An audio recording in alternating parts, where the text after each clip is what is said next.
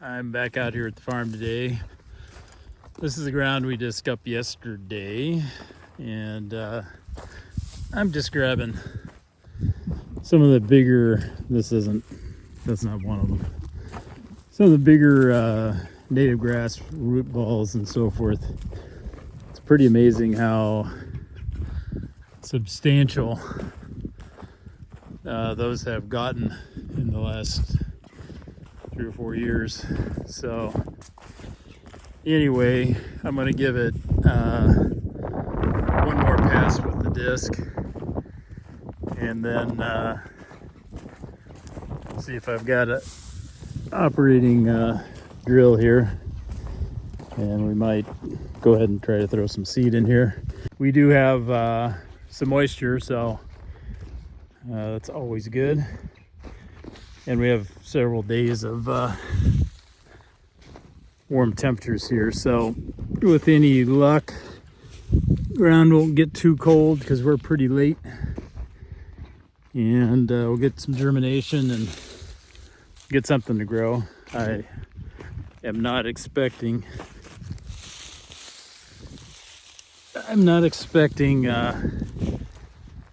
the best. I've decided to go ahead and plant winter wheat in here, and then at the house we're going to put in rye. So we'll kind of see who wins that contest. I have a feeling I know the result, but we're definitely putting in wheat at a very late date. We'll just see how it goes. Just one more experiment. Anyway, hope you don't mind me working here while we're chatting. All right, well, I think that's good enough. We're gonna go grab the 150 and give this another pass through here. Here's a couple that should find a new home. On a little bit like this is only about a half acre I disc up here. Sometimes it's easier, it would take forever for the disc to break those root balls up, and no sense in running the disc more than I really need to. So it's just as easy to walk the field and grab them out, and then this last pass should give it a pretty nice seed bed for what we're doing. Talk to you in a minute. Before I get started with the 150, I want to show you something. We started yesterday. We hooked the disc up to this 30 here, and the 30 will definitely pull it, but one of the prior owner had installed a aftermarket lift arm, and basically you've probably seen them if you ever shop for these things. It just looks like a piece of flat bar stock with ball ends welded to it. Well, that thing bent the first time we lifted the disc, so buyer beware on those. Pretty pathetic. Did my last pass here of disking. It's okay. I don't have an arrow or anything out here to make it a little nicer, but it's good enough for our purposes. So now we're going to put our attention here to the number 10 McCormick International grain drill. I need to put the hitch back on it, and I'm going to need a persuader. Persuaders are one of the handiest tools you can have around. So anyway, we'll get that thing back on, get a rope on the, this is a pull type mechanical lift, so I'm going to get a rope on there, and we're going to see if it'll go up and down before we do anything else. Well, it is going up and down. Everything seems to be turning. So I'm going to throw a little bit of seed in it and just kind of get an idea of how deep it's going at the moment. And I have a feeling, yeah, my depth adjustment is froze up. So that's probably gonna be what it is. Let's see here. Ouch.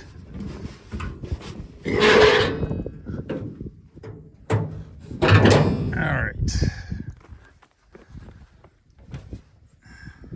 I forgot the manual, so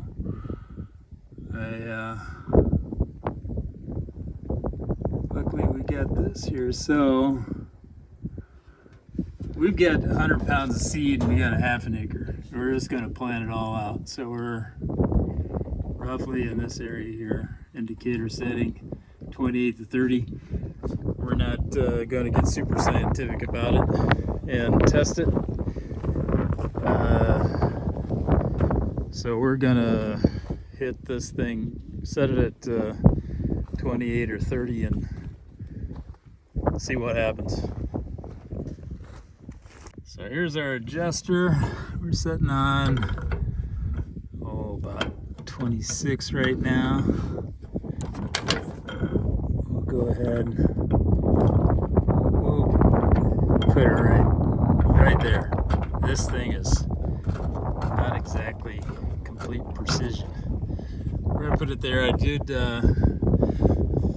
all the feed wheels and all that are definitely working. And I had greased this up ahead of time, but this drill doesn't look great on the outside, but it's nice and clean inside.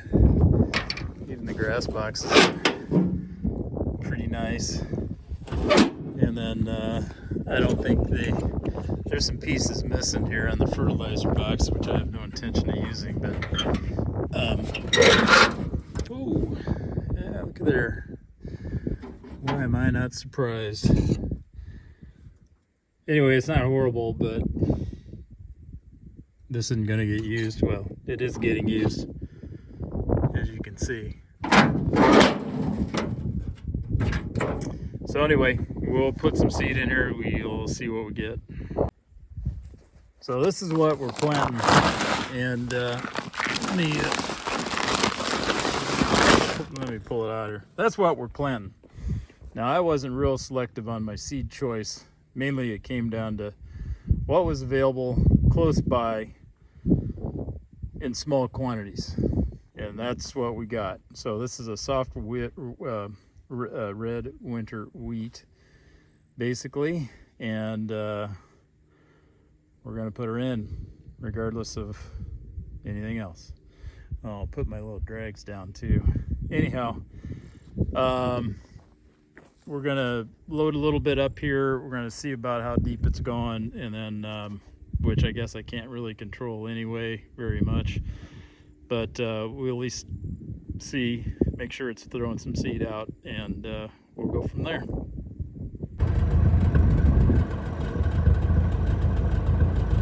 The depth control is froze up, so I'm not going to worry about it. We're just going to plant it. What do you think? Anyway, I'm going to throw the rest of the seed in. We're going to get going. Steering and taking a video at the same time is not my strong suit. So I'll pay a little more attention. I'll show you how this, if you're not familiar with how the mechanical lift works, I'll show you that in a second. Well, our little half-acre wheat is planted. The 150 is getting a little used this fall. That's better than me. I have a power steering leak. Anyway, definitely finished it all up.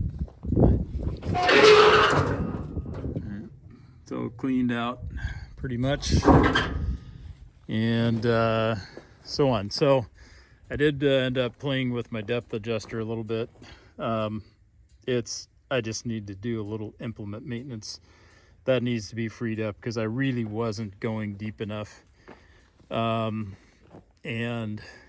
I adjusted it a little deeper, and I was at a point where I'm like, maybe I should reconnect the disc and give it a super light disking. What I did instead, I simply made a few more rounds with the drill without any seed in it, and that's at least covered it up for the most part. So my seeding rate though is pretty high, relatively speaking, but if you know, we're late in the year. I'm not particularly planting it at ideal depth, and so we'll see what we get. You know, that's we'll see what we get. So the lesson for somebody that's trying to do this for real and not in frog hair style would be get your equipment ready before you need it, and then when you need it and you're ready to go and the weather's right, you're on your way. So we'll see what happens. If it's a fail, it's a fail. Haven't lost months. Couple bags of seed and a little bit of time and a little bit of gas. So maybe I'll tell you a little bit about this drill here in a little bit, just in case you're not familiar with how they work. So this is International Harvester McCormick number 10 grain drill. It's only 10 feet wide, so it's a small one, which is perfect for me. I'll probably next year do more than a half an acre, but when you have half an acre, you don't really even need this much. I could have broadcast this probably and been just effective. But me being me, it's let's get the stuff and do it the way we should do it. But anyway, so this is mechanical lift on this drill, which is actually kind of a nice thing. And actually, if you're small and you don't, you know, this, I do have hydraulic remotes on here, but you have a little small tractor or something without hydraulics, this is awesome. So basically you give it a yank, a pull, really not a yank, a pull, and that will drop your disc in pretty much immediately. So when you start your pass, you hit the rope. When you get to the end, you pull the rope one more time again, and it engages a cam here. That cam rotates around and lifts your disc out of the ground. It's not instant, but you get the timing down. You know, once you kind of get familiar with it, you get the timing down. But it's completely mechanical, and in this case, it's driven off the wheels. You can see a chain down there on each wheel. Maybe I can get you in there. There you go. So that's what drives everything here. So your lift mechanism, your seed boxes, the drive for your seed box here, drive for the grass boxes here, and the drive on this case, this drill has a grass box, primarily intended for grass seed, as you would expect. Your main seed box, which wheat, oats, barley, etc. Soybeans, even if that's your thing. And then at the back here, this is a fertilizer box. And usually these fertilizer boxes are the first to go rust-wise. And this one has definitely seen some use, but not terrible. I won't use it. I don't care about the box. And frankly, when you bought these drills, the grass box and the fertilizer box were options. So sometimes if you're looking for an old drill like this, if you want all three, make sure you have all three, because it's not an automatic thing. The grass box and the fertilizers were commonly, if not always, optional on the drills, and you'll see several out there without one or the other or both. They are built in a modular fashion, so someday if I take the interest, which I'm questionable that I would, I may just take that fertilizer box off entirely. But then they all have a platform back here, and you may wonder why. Well, when you're loading seed, or as you get down to the end of your seed, you're going to need to get up in here and distribute it down into the shoots. And if you have a helper, the helper can ride along on back and make sure take a little whisk broom and keep everything full until all the seed's gone out of it. Because you can see there's little bits down in there. Still, those aren't probably going to go anywhere unless I take a vacuum to it. So that's an IH number 10 grain drill. You could get them wider than this. You could also get them hydraulically activated. So, there were several different variations on the same theme, if you will, but the drill mechanism itself was always ground driven by the wheels and so on. So, I'm happy with the drill. It did, do what it was supposed to do. It is working order, at least. That tire's seen better days, but it's in working order. There's definitely a little maintenance that needs to be done on it. Number one, depth control, and then a little less important is this is a acreage counter. So it's just a mechanical acreage counter that drives off the wheel like the rest of it, and tells you how many acres you've covered. That's pretty rusted up, and something I'm obviously, for what I'm doing, doesn't really matter. And then 150, what can I say? Did the work it's supposed to do. So I'll get everything unhitched here and put everything away. Running out of daylight anyhow. And I can hear the coyotes getting started. So we'll talk to you again later. Hope you learned something. Well, what you should have learned from this is, 1, plant your wheat earlier in the year. 2, prep your equipment before you need it. And 3, otherwise, just have a good time. Thanks a lot.